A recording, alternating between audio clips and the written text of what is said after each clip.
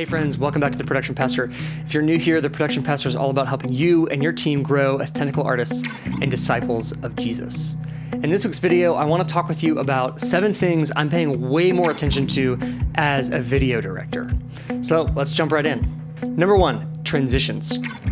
So transitions have always been a huge part of our worship services, but they're even more important and even more of just a tight moment to get right during our services.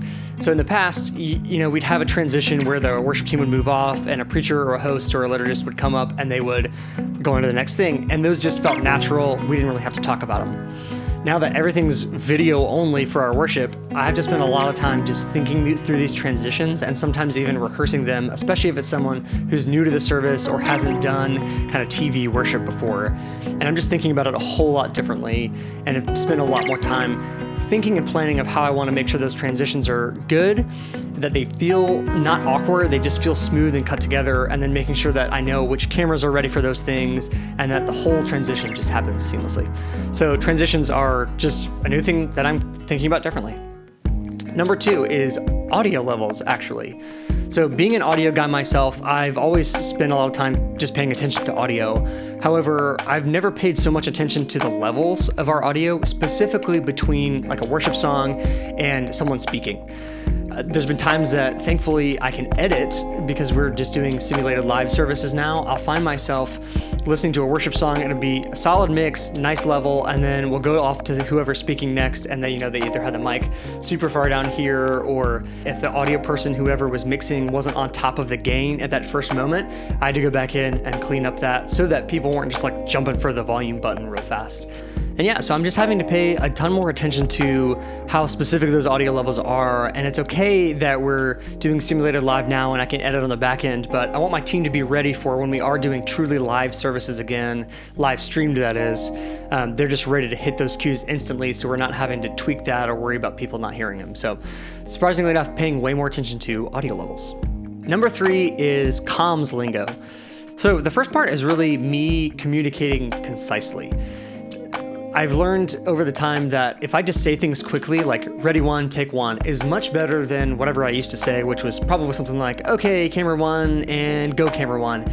It just takes a while to say all that. It's a mouthful and people are distracted, especially if they're listening to someone leading worship or someone speaking. They're hearing stuff in their ear and they're hearing me in their ear, and being clear and concise helps keep the mental overload from getting overwhelming. But I've also learned the more concise I can be, I can actually get the shots that I need faster. If I say a full sentence like, hey, Daniel on camera 1, can you give me a tight shot of Kim? Well, in the time that I took to actually say that, he could have already had the shot. If I just said, 5, I need a tight on Kim. It's those little things that it doesn't seem like you're saving a whole lot of time, but for me, being able to communicate that clearly gets me a shot faster, which means I can cut faster, which means I have more work to do, and my shots can hopefully be a little better. The second part of the comms lingo is defining what we mean by certain terms. So everyone in video world uses similar terms. We all know what a stage wide is if I said that, or medium shot, a wide shot, a close up, or a tight shot. Those are standard terms. But I've learned that I need to help define what that actually means and what I'm looking for as a director when I say one of those lingos. So when I say a tight shot, people know that a tight shot means this specific framing of I want to, a chest high, not cutting off the head, those kinds of things. Or we use it frequently what's called a double wide, where I'll say I really want a double wide of Brooke and piano, and so that'll be this person who's leading, and then it'll be a little bit of the piano, and basically a medium shot of the two. And that, again, has helped everyone understand what we're looking for. It's given us consistency, and it's also helped me speed up the process of saying, here's what I'm looking for, and they just know what to do. Number 4 is framing and composition. So the first part, framing, is really just kind of nailing the basics for the camera team. Because we were all new to actually doing camera operating versus we used to have PTZ cams, getting the team on board with how I want shots to be framed. In the beginning, this was mainly just talking about the rule of thirds, make sure that shots are framed well so there's not like a ton of headroom or a weird amount of lead room depending where someone's looking, and just giving people a general reference for when I talk about framing, we need to do this right. And then over time, as I've gotten more comfortable in my directing skills, I focus a lot more on composition. And so of course that means framing things consistently, but for me, I'm now thinking of composition in the terms of how I can make different shots come together to be more of a sequence. So this was always easy for me in editing because you have a multicam shoot, everything's just raw, and I can cut it nice and quick together in post. That's what I'm used to. And so when we first started the live worship, I was trying to figure out the best way to do this. And so I would hit the basics, like knowing if a song starts on a piano shot, get a shot of the piano. That's obvious. But over time, trying to capture what's actually happening a little better by using different shots. And instead of thinking about what you see and what you hear is just what you get, trying to actually use multiple clips together to create a sequence to help tell the story of what's happening. And so that's something I'm still working on, if I'm honest, and still need to grow in, but it's been fun to think about that more of storytelling because there are unique challenges that come when I don't have multiple layers of video I can edit together. It all has to happen live. It's just been a really different way for me to think about how I produce and direct video for worship.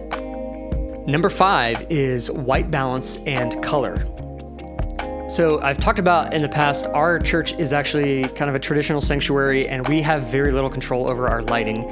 And that's been a huge challenge, especially because I'm using 3 different cameras. They're the same brand and I have control over them to match colors, but they're different lenses, different cameras, and trying to match them together is weird. But we're also in a room where lighting is not on our side at all. And I'm trying to find ways to make it look, for one, consistent between shots, but I also want to best represent what it looks like in the room and make sure that the color is accurate so skin tones look normal. And unfortunately, those 2 things are kind of held in tension. And sometimes I have to give up what's actually would like be good skin tones for what it feels like in the room. And so I'm paying just a lot more attention to what do the colors look like. And sometimes it's not from camera to camera, it's just week to week. Do these look too yellow, too red? And am I slowly moving towards a trend of more natural color? And getting a little better, but it's been a challenge because we just have a lot of weird lighting situations that I have no control over. But again, it's something that I spend a lot of time thinking about. Number 6 is movement and or motion. So a lot of our cameras are just on sticks. They're sitting on tripods. Our 2 main cameras are, and then we've got a 3rd camera, but it's actually on a monopod, so it's somewhat locked off, but it can also move around just a little bit.